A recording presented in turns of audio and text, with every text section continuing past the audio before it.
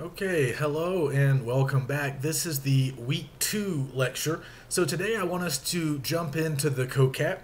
I will not cover the entire book. Like I said, we are spending 2 weeks on it, but I would like to go over some of the main themes, talk a little bit about the characters, and I also want to sort of emphasize a few points that Kathy Davidson makes in her critical introduction.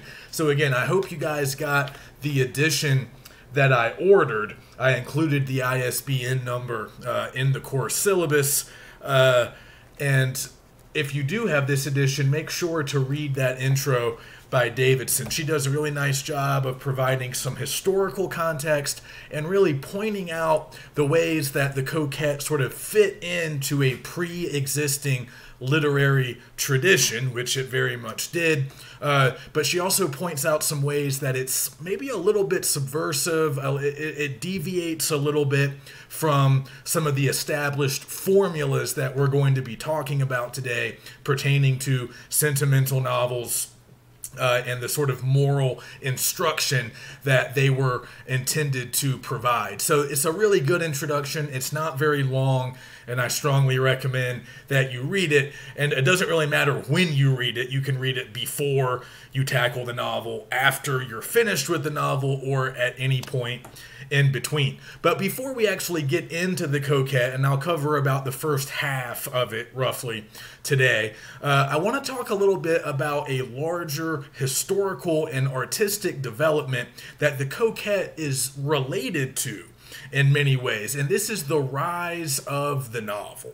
And this is just sort of a personal hobby horse of mine. I find this particular chapter of literary history to be very interesting and very strange and often sort of not fully understood. So it's interesting to me. I like to teach it. I like to talk about it. But I'm not just doing it for fun. It also, as I said, kind of directly ties into the Coquette and this early period of American literature that we are currently sort of exploring. So one of the cool things about looking at early American literature is that we're kind of walking in on an ongoing process that was still kind of in its infancy. This development of the novel, it really had not been going on very long at the end of the 18th century when the Coquette comes out in 1797 to be exact. So I want to talk today a little bit about the development of what we would think of as the modern novel. And I promise not to spend too much time on this, but I do want to provide it as sort of additional background, additional historical context, because the Coquette, like a lot of these other works that we've already seen, the Coquette is borrowing pre-existing literary forms from England and, other parts of the British Isles, but mostly England. So we've already talked about this in relation to Fresneaux, in relation to Wheatley and Crevecoeur, those authors that we read back in week 1. But like I mentioned a little bit with Fresneaux and Wheatley in particular, and well, really all of them, Crevecoeur too, they're all taking those old forms and they're adapting them to the U.S. And often that's a strange process. So we're kind of seeing that with the Coquette, but also the Coquette is just an example of an early novel. It's part of a lot of traditions and sort of techniques or styles that were popular in the early days of novel writing. The epistolary tradition, novels consisting of letters, I mentioned that last time, and also just the idea of sentimental novels in general as a genre. So I'll talk more about all of that. But first, let me take you way back in time just for a moment. And let's just think a little bit about the major types of literature that we've all sort of learned about and read over the course of our academic careers. Now, I'm talking traditional sort of definitions of literature. I know we've expanded what literature means in the modern day, and you might want to stick a lot of other types of writing under the heading of literature, but traditionally, and certainly, several hundreds of years ago, there were really only a few types of universally recognized literature, at least I can only really speak for the English-speaking world. But you guys know these types, and you know, I've been teaching so long that 102 used to be an intro to lit at a lot of schools. It's really not anymore, at least not often. So in that class, we followed the traditional model. We taught poetry, we taught novels, we taught short stories, and we taught drama, or plays, stage plays. Those are the 4 traditional types. Now again, we've opened up the definition of literature in the modern day. But if we're thinking about novels in particular, what we have to understand is that novels, compared to some of these other types of literature, they're really not old. Novels are not old. The novel form has not been around that long. Compared to, say, poetry. If we think about poetry, particularly epic poetry, I mean, we can find that in ancient societies. You guys know that. The ancient Greeks wrote poetry. The ancient Romans. We can go back further. The ancient Sumerians. We can go back to the very dawn of human civilization. The Sumerians were writing epic poetry long before the Greeks were. So, the Persians had their own tradition of epic poetry. So poetry, both in sort of epic narrative form and shorter lyrical form, has been around for a long time, very long, as has drama. If you think about the ancient Greeks, they had a theater tradition, and obviously we had plays all the way up through, in Europe, Western Europe, all the way up through the Middle Ages into the Elizabethan era. Obviously, Shakespeare, all those guys. So plays have been around for a long time. Poetry has been around for a long time. But novels and short stories are the new kids on the block, relatively speaking. Short stories really being the youngest. They weren't developed, really, that form wasn't developed until later in the 19th century. We're not really covering that in this class. But novels really coincide, the development of novels, the popularization of novels really coincides with our historical period. That's why we're talking a lot about novels and maybe not so much about some of these other types of literature. So like I said, novels as we think of them have really only been around a little bit longer than the coquette. So allow me to take you on a brief sort of historical journey of prose fiction. So I'm making a basic distinction here between verse or poetry on one hand and prose on the other. So typically we would define verse or poetry as any type of writing that followed certain forms or structures. So typically with poetry, at least traditionally speaking, again, it's different now, but traditionally speaking, all poetry would have to follow some type of closed form, whether that pertain to rhyme scheme or metrical pattern or stanza formation, number of stanzas, line length, whatever. We know that obviously not all poems rhyme. It doesn't have to be all of the above, but a poem had to conform to some kind of, form. Whereas prose was more open-ended. It could just kind of be whatever.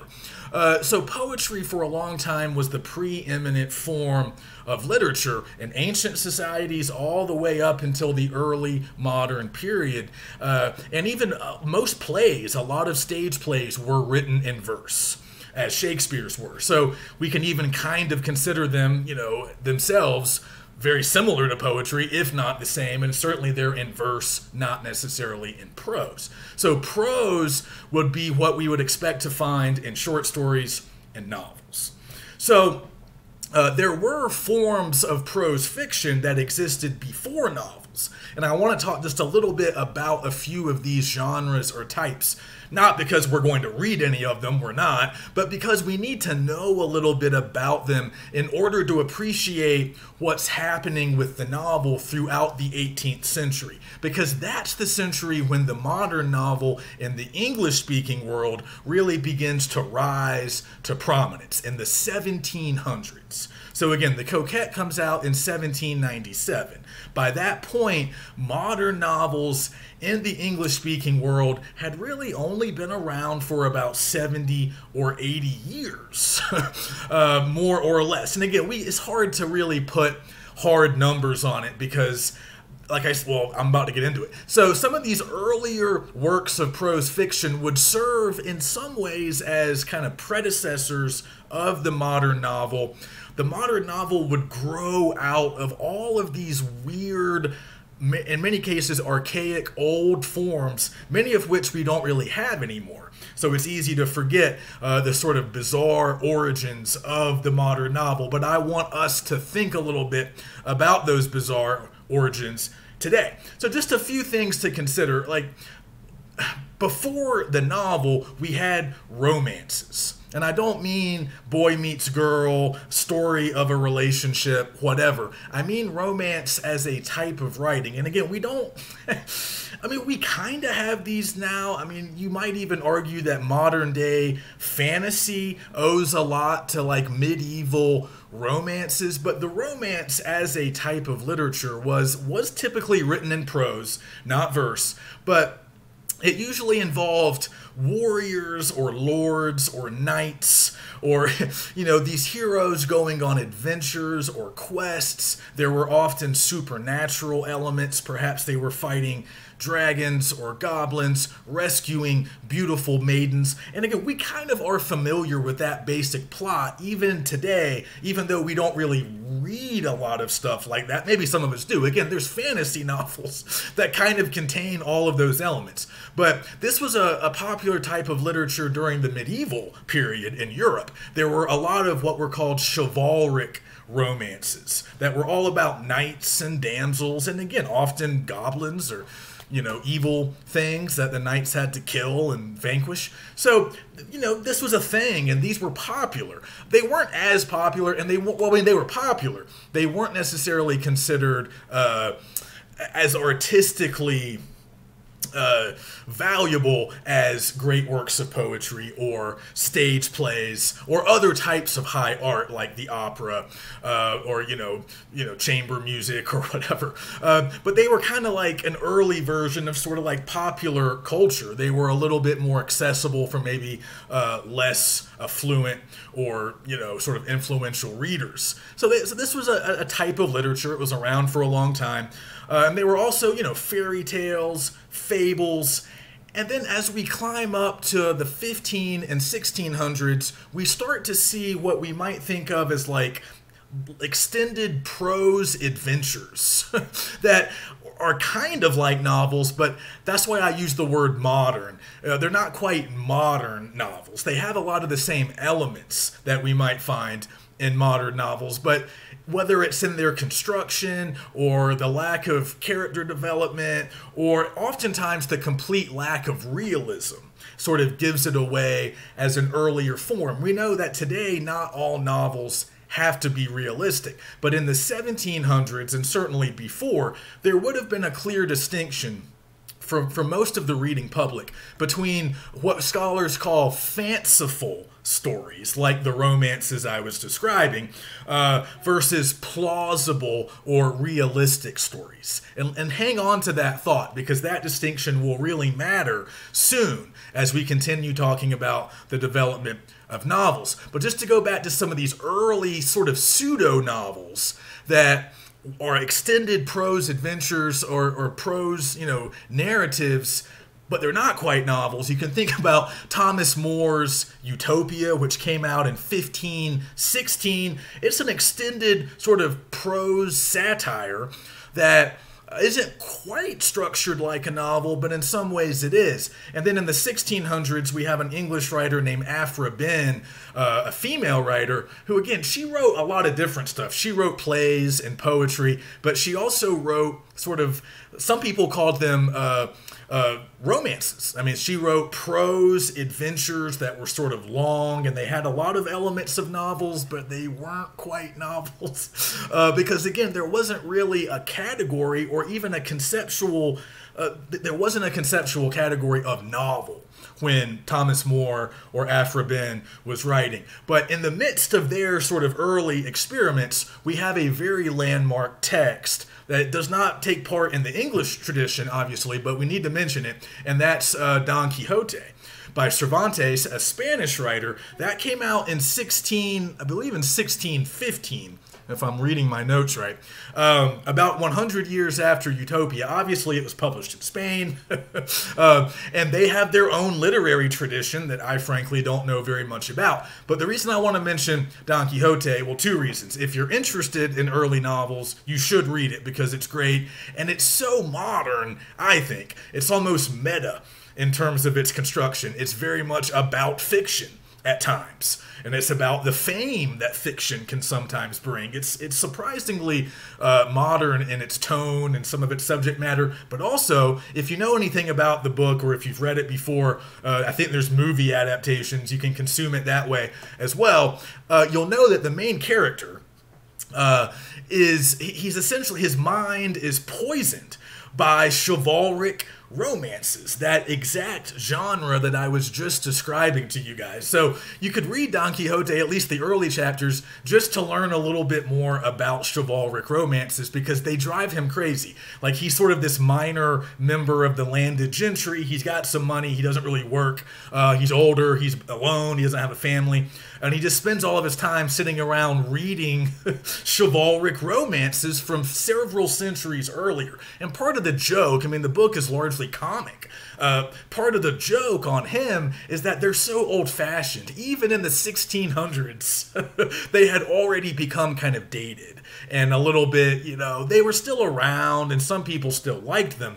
But one of the messages of the story, and again, it's kind of a modern message about the way media consumption can hurt people. It hasn't changed all that much, even though media has changed in a lot of ways. But kind of the message is, you know, all these chivalric romances, they can really lead you astray because they're so fanciful. They make you think that the whole world is some adventurous romance where you're going to save the damsel, you're going to defeat the monsters, you're going to be a big hero. And much of the novel consists of his dreams and hopes being deflated and sort of the realities of life in the 1600s sort of just completely contradicting all of this stuff that he's read and believes. So again, it doesn't really matter that much for what we're doing right now, but again, romances were a very popular type of literature, and in some ways they're similar to novels, but they're not quite novels. But if we move into the 1700s, the early 1700s, we start to see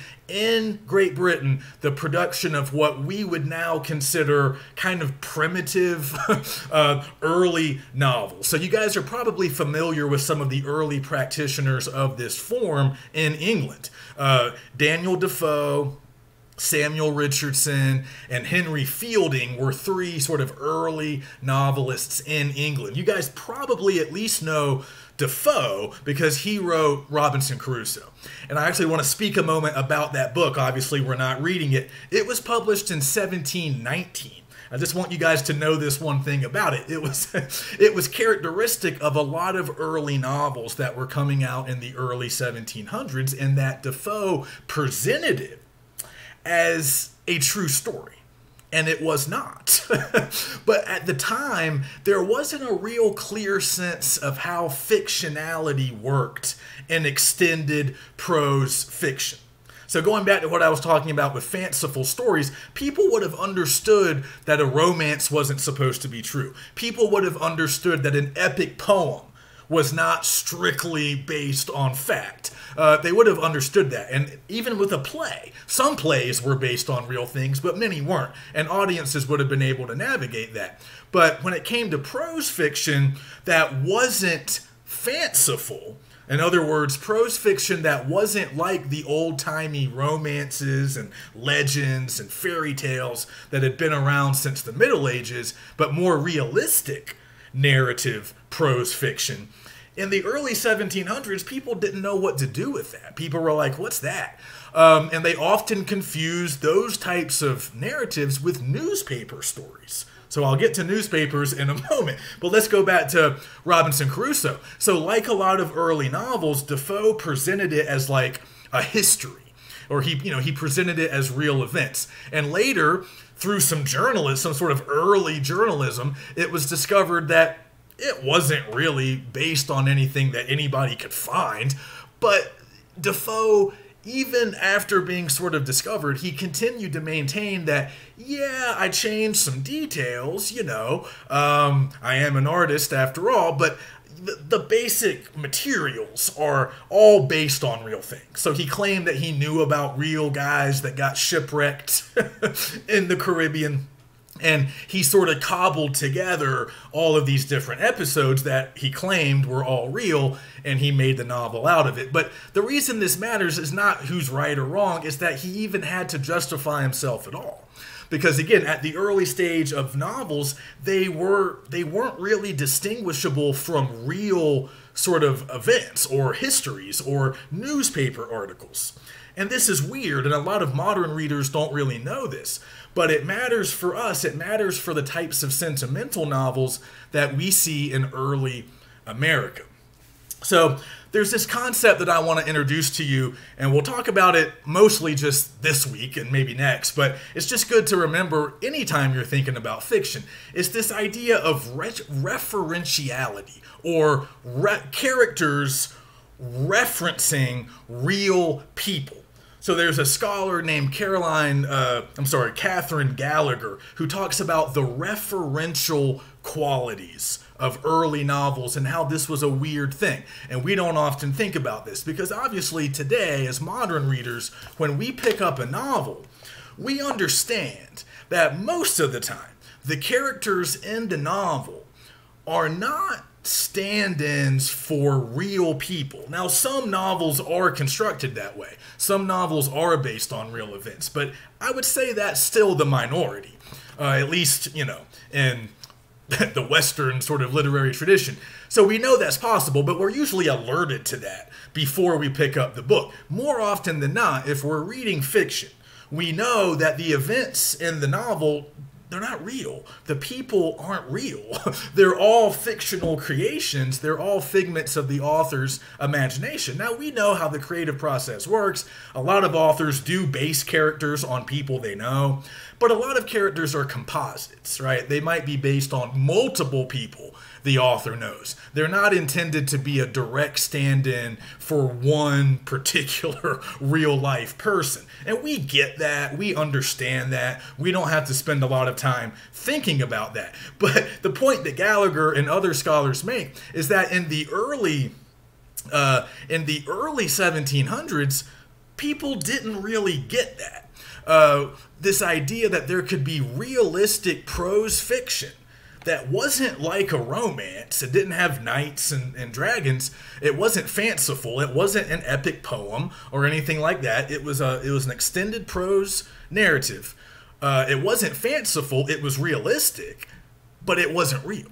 That kind of blew people's minds. They expected these early novels to depict real events.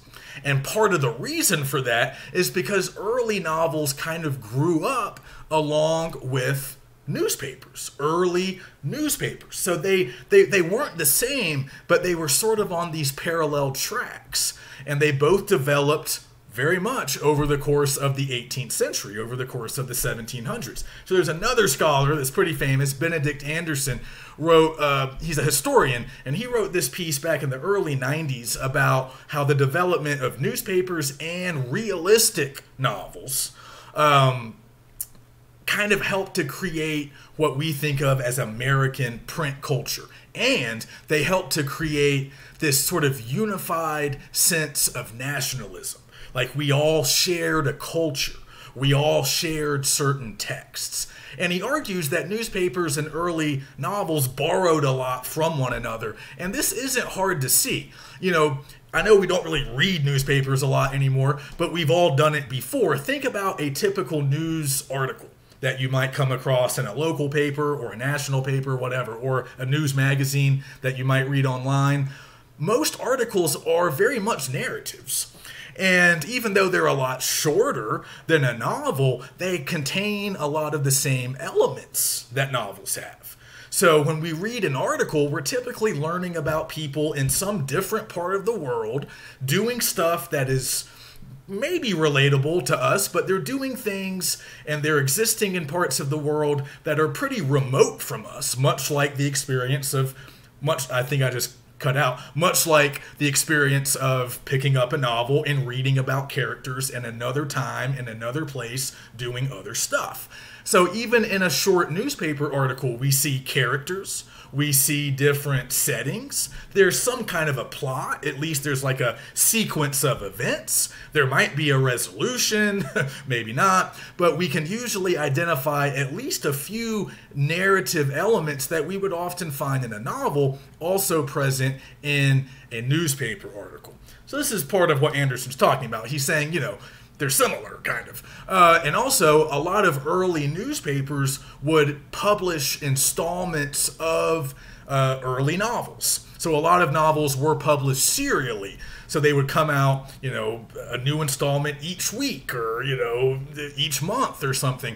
So, and a lot of newspapers ran ads for early novels, and they might have even contained excerpts of early novels.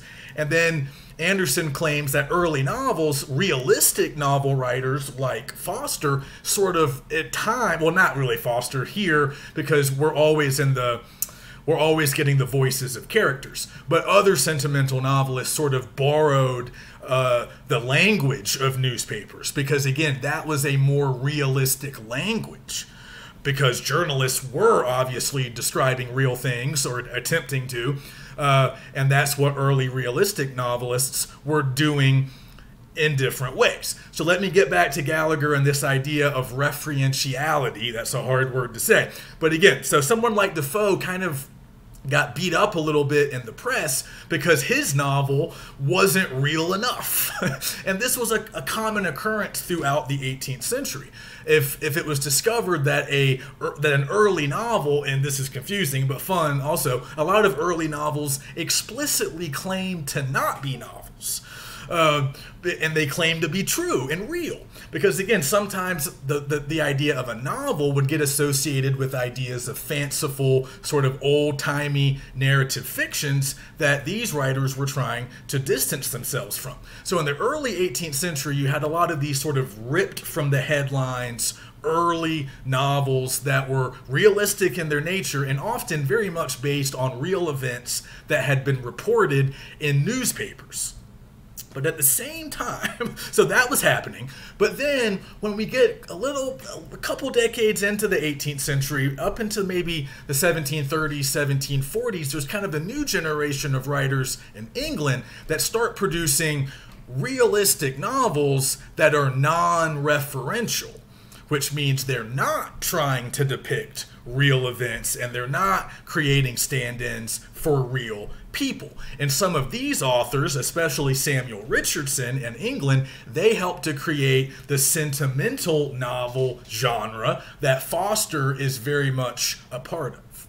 So we're not going to read any of these guys, obviously. They're English, they're not American. But Richardson's important for the development of the genre that we see here in The Coquette. So I don't know if any of you guys have had to read Samuel Richardson. I had to read him in undergrad. Back in the Dark Ages. He wrote a couple of popular, what we would think of as sentimental novels, and I'll define that term in a moment. His most famous is Pamela. He wrote another one called Clarissa. They're kind of similar, but Clarissa and the plot and characters of that book are actually referenced in The Coquette. So Foster is kind of in dialogue with these other sentimental writers. And Richardson's work, or those two books at least in particular, are similar in some ways in terms of plot to what we see in The Coquette. They're about a young woman protagonist who is basically trying to maintain her virtue while rakish men attempt to seduce her. There's some different details that we'll get into later.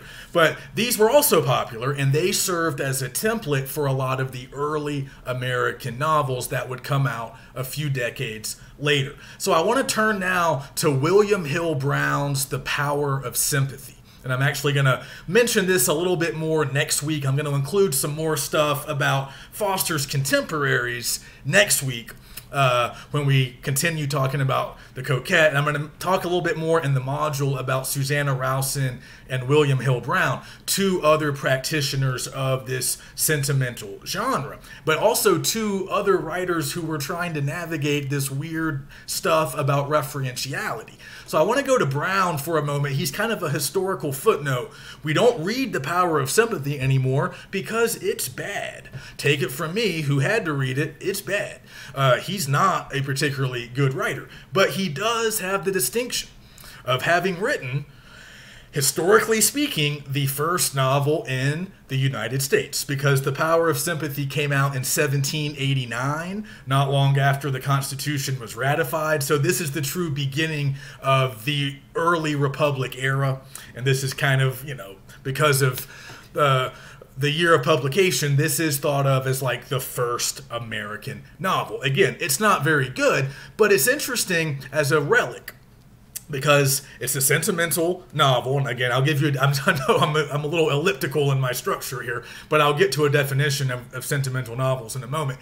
But he's also ripping a story from the headlines. It also involves seduction, but he is very much in the Defoe school of, again, it's complicated. Defoe doesn't always do this. Again, he got in trouble with Robinson Crusoe because he's not sticking to real stuff. But other works by Defoe were at least partly based on real events. And Brown had come across a story. It was widely known throughout New England at this time. It was a real-life scandal in Boston involving a poet, an American poet named Sarah Wentworth Morton, her husband Perez Morton, and her sister Fanny. I'm pretty sure her husband and her sister ran off together, and that was the scandal. But that was reported widely in newspapers, and Brown saw the article and wrote a novel based on those events. He changed the names so he could avoid a libel lawsuit, because lawsuits were a real problem for early novel writers. Because again, if they were getting, if they maybe didn't change the names, or if they had some details too spot on to where it became obvious who they were talking, too obvious, there could be potential, legal ramifications. So there's this really weird thing that Gallagher explains really nicely, where authors needed to stick to the real events, but they had to be careful that they didn't stick too closely because they might get sued. But then if they didn't stick closely enough, they might get criticized in the press.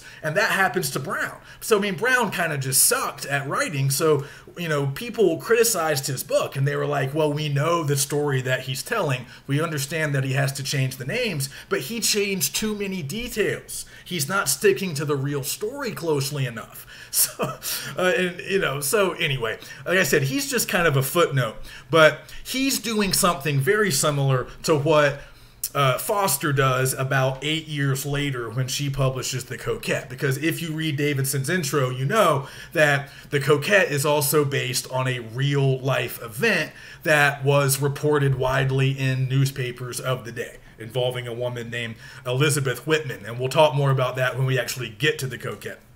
So Foster, like Brown, is taking real stuff, just like a lot of these earlier novelists in England had done, and then she fictionalizes parts of it. She obviously adds new details, she embellishes, but there's a lot more artistry to what Foster is doing compared to what Brown's doing. So that's why we're reading Foster and not Brown. But there's another important early sentimental novel that largely centered around seduction plots that also came out around this same era, and it's an author that we're going to get to know very well soon, Susanna Rowson, and her book Charlotte Temple. Now, I want to talk about this briefly. We're not reading it. I think The Coquette is better, so I picked The Coquette over Charlotte Temple. They tell very similar stories, but just it's worth mentioning, anytime you hear people say, oh, there were no popular American books before like the middle of the 19th century or something, and some people will claim that. That's not true. Okay?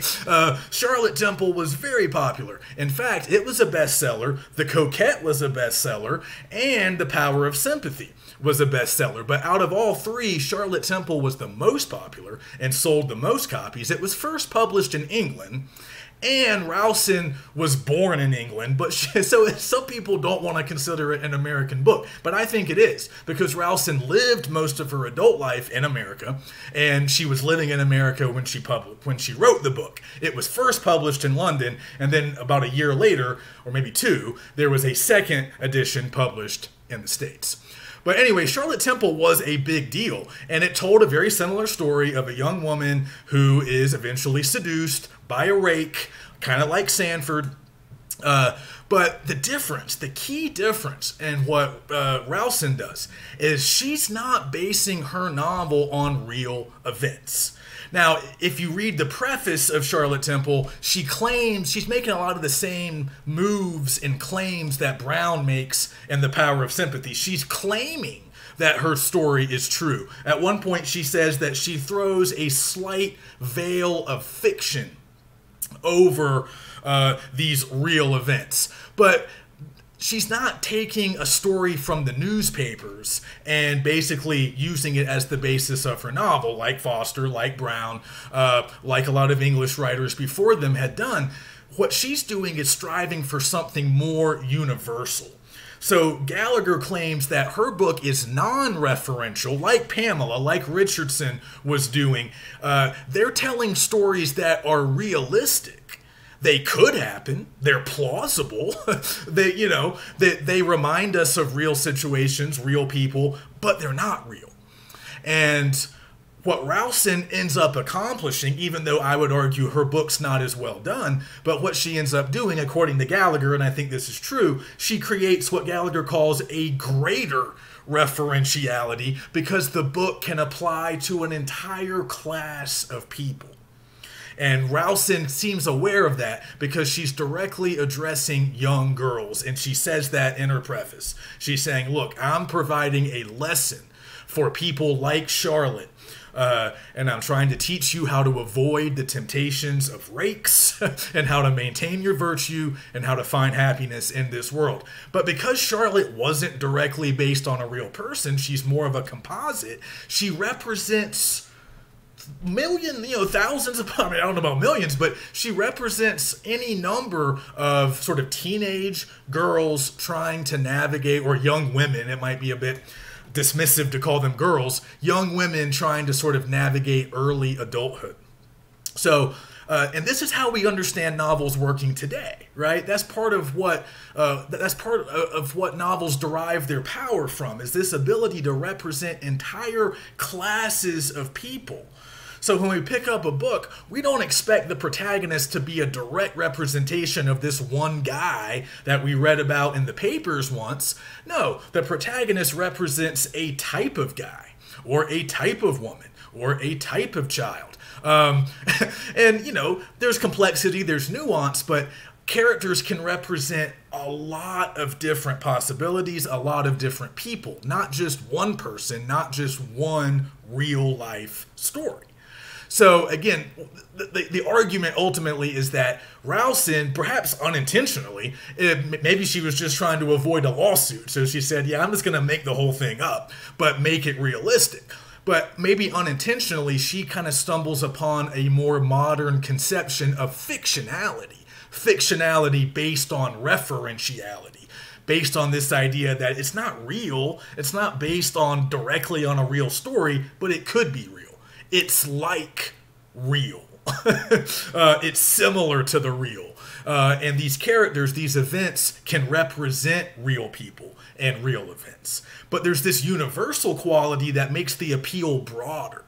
And the argument is that's really the ticket, for the future of novels, so they can break out of this kind of confined sphere where they had operated for most of the 1700s.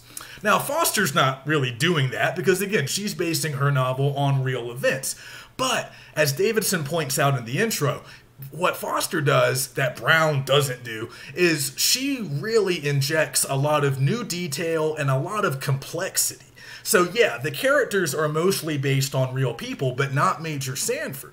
Or at least not totally, because the real-life seducer of Elizabeth Whitman was never discovered, that nobody really knew for sure. So like I mentioned last week, there's speculation that maybe she based the Sanford character on Joel Barlow, who I guess was a bit of a rake as a younger man. But who knows? And even if he is based on some people that Foster actually knew, again, he's a composite character, if anything. He's not based on just one person. He represents a whole class of people. These kinds of men who do these kinds of things. Same with some of the other kind of supporting characters. They might have been based on real people in Elizabeth Whitman's life. Obviously, Eliza is the stand-in for Elizabeth, kind of obvious in terms of the name. The last name has the same first letter, and Eliza could often even just be a nickname or a shortened version of Elizabeth. So yeah, that's not hard to see. But the newspaper articles didn't offer a lot of detail about many of the supporting players. Now it is true, and I think Davidson mentions this as well, Foster was like distantly related to the real life Elizabeth Whitman, or maybe her husband was, I can't remember. It doesn't really matter, but she might have even like known Foster personally, but I don't think she knew her very well. She might have met her before, but she didn't know all these intimate details about her life. That's all fictionalized, right? I mean, the story is largely Foster's invention. At least the character development, I would say, is largely her invention. The plot is, yeah, at least based on what really happened to Whitman. But there's a lot of invention and nuance and ambiguity in this particular work that we don't find in a lot of the other sort of similar seduction tales, sentimental novels that were growing up, that were, coming out at that time. So that gets us pretty much up to the coquette, but let me just kind of summarize a bit before I jump into talking more about sentimental novels a little. But just again, remember that novels grew out of this tangled mass. And I forgot to mention this great quote from Leonard Davis, who gives me the tangled mass sort of metaphor. But the full quote is that the English language novel grew out of a tangled mass of 18th century, remember 1700s, texts, including parliamentary statutes, handbills, advertisements, criminal autobiographies, and, as we've already talked about, newspapers. I inserted that one, but yeah, newspapers. That's how he ends the quote. So we've already seen some of that, but just a quick reference back to Occam and the execution sermon that I posted in week 1. I wanted us to read that both because Occam is the first Native American author in U.S. literary history. Also, the execution sermon is an example of one of these popular forms of like pre-novelistic fiction. Was not fiction, actually, but pre-novelistic narratives that help to sort of create novels, ultimately. So this is a whole nother kind of thing that I don't have a lot of time for, but I just wanted to mention a little bit about crime-based literature, because there were a lot of different genres in the 1700s, including execution sermons. Some were fictional, some weren't.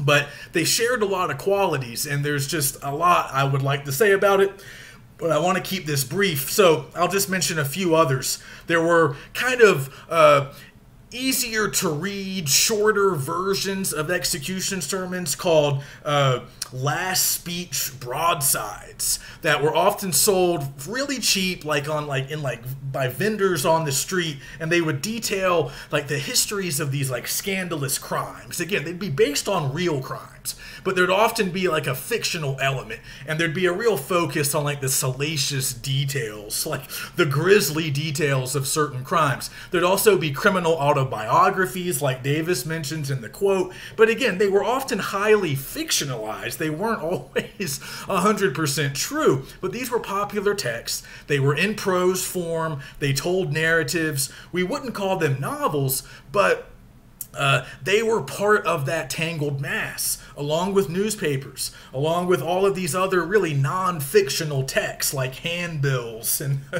government documents. But all of that stuff was kind of coming together. It all coexisted in the same marketplace.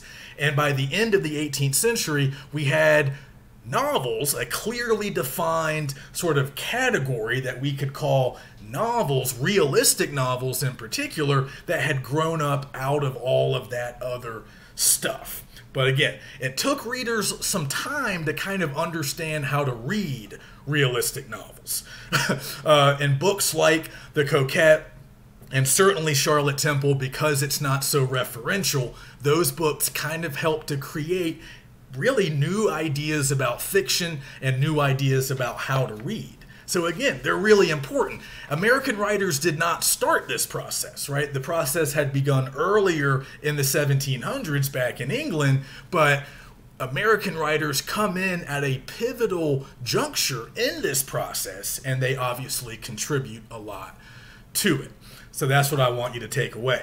All right, so let's talk a little bit more about sentimental novels, what they are, how we can define them. So I'll give you a couple of definitions that I would like you to write down. Number one, this is the really broad, sort of capacious definition. Broadly speaking, any novel that exploits the reader's capacity for tenderness, compassion, or sympathy to a disproportionate degree. So that almost kind of sounds pejorative in some ways, but remember those key words: tenderness, compassion, and sympathy. So these books are meant to elicit those emotions. And just think about for a moment what it means to be sentimental. Just think about the meaning of that word. To be sentimental is to be susceptible to feelings of tenderness, sadness, or even nostalgia. That's like the Webster's definition I found online. So this all makes sense, right? Sentimental novels are sort of playing on these feelings of tenderness, maybe sadness. I mean, the takeaway from The Coquette is largely sadness. The takeaway from Charlotte Temple is largely sadness. Spoiler alert, Charlotte dies, like a lot of these heroines do in these types of books. So they're trying to elicit these very specific emotions. But again, a lot of the ways that people talked about sentimental novels, particularly as they became even more prominent in the 19th century, people often referred to them kind of negatively.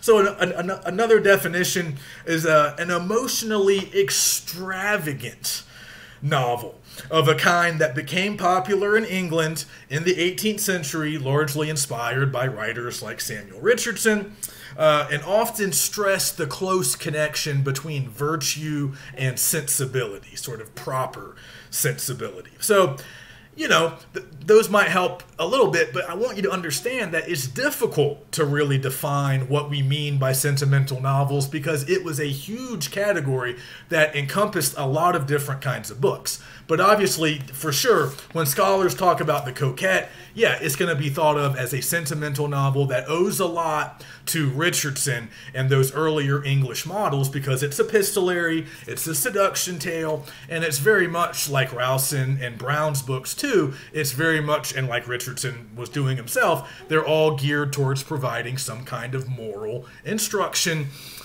like I've already mentioned. But other books of a pretty different nature later in the 19th century would also be classified as sentimental novels. So, for example, Uncle Tom's Cabin, which came out in the early 1850s. A very famous novel, Harriet Beecher Stowe. That is also, well, at least in some circles, considered a sentimental novel. It's not a seduction tale. It's not, in terms of subject matter and characterization, it doesn't have a ton in common with The Coquette or Charlotte Temple, but it's a sentimental novel because it's trying to elicit sympathy and sadness from the readers, but it's focused on the evils of slavery. And it's sort of got this reform-minded sort of aim and ambition. So, but it's playing on those on a similar set of emotions.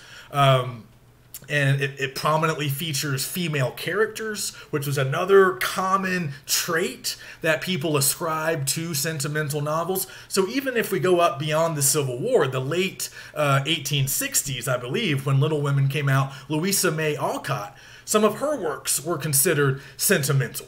And in the 19th century, a lot of sentimental novels were also classified as domestic fiction, which was another way of basically saying that they centered around women. and they often centered around the household, which was the only sphere of influence that women really had, as we'll learn more about in the Coquette.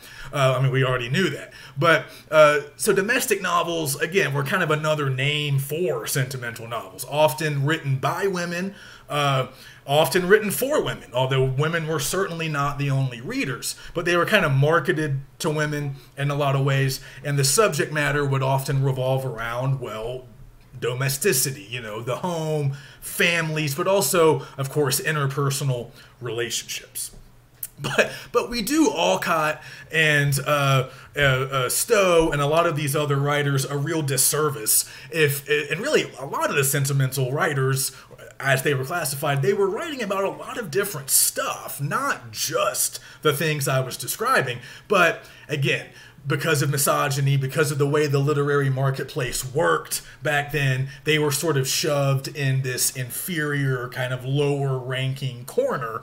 But what's interesting, and I'll try to wrap this up here, sentimental novels were very popular. And they were popular at the end of the 18th century, and they were popular throughout the 19th century, much to the chagrin of a lot of canonical American writers, male writers, who didn't sell as many books as these female writers who they deemed to be inferior. So just a famous quote that I like to share, some people have already heard it. Nathaniel Hawthorne, a member of the American Renaissance, a lauded figure in American literary history, was not super popular during his lifetime. Much like Melville and some of these other guys, their fame really kicked in after they died. So Hawthorne was never a best-selling author. He was somewhat known in New England, but he never made a lot of money from his books. And again, a lot of his fame would come later. So he has this famous quote where he refers to the damned mob of scribbling women. And basically the context of that is he's lamenting, he's complaining about the fact that these sentimental novelists sell so many more books than he does. They're so much more successful than him, and they were. And he was bitter about that. But what's interesting, about 100 years after Hawthorne says that, as we're creating the American literary canon in the middle of the 20th century, around the 1940s, we privilege Hawthorne, Melville, Whitman, Emerson. Even though a lot of those guys didn't sell a lot during their lifetimes, they weren't super popular during their lifetimes, but we privilege them over really well-known sentimental authors of the mid to late 19th century, like Fanny Fern, Maria Cummins, I mentioned Alcott, Harriet Beecher Stowe, all of whom were a lot more successful and a lot more popular during their time. But again, artistically, they were deemed inferior.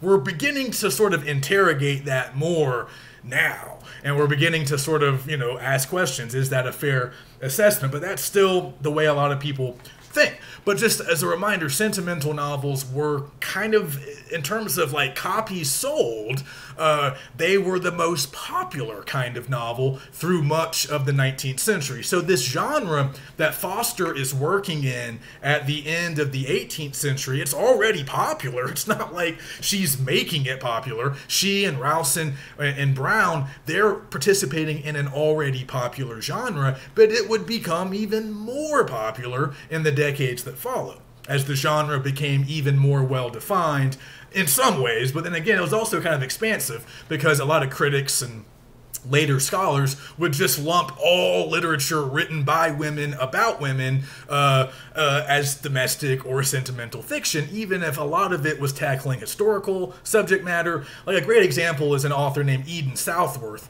That wasn't her real name, it was a pseudonym, but she wrote a million different kinds of genres, worked in all these different areas, published prolifically, but it was often classified as a sentimental writer, and some of her books would qualify, but she was a lot more than that. So in many ways, this was a very limited, sort of constricted category, and again, it often applied to women writers, even though some of the early practitioners, like Richardson, obviously was a man, and Brown also. Some men wrote in that genre, but it was thought of as being largely dominated by women. Like I said, kind of written for women, and often some of the main characters, if not the majority of the main characters, would be women. So that's the genre that we're in. It was a recognizable genre to readers, although, like we said, some readers were still trying to figure out, okay, is this real or not? They were still trying to figure out the referential parts of realistic fiction, but they were coming along. So this first part of the lecture has gone on so long, I'm just going to make this part 1, and then I'm going to do part 2, in which we actually jump in to the coquette. So join me for part 2, please.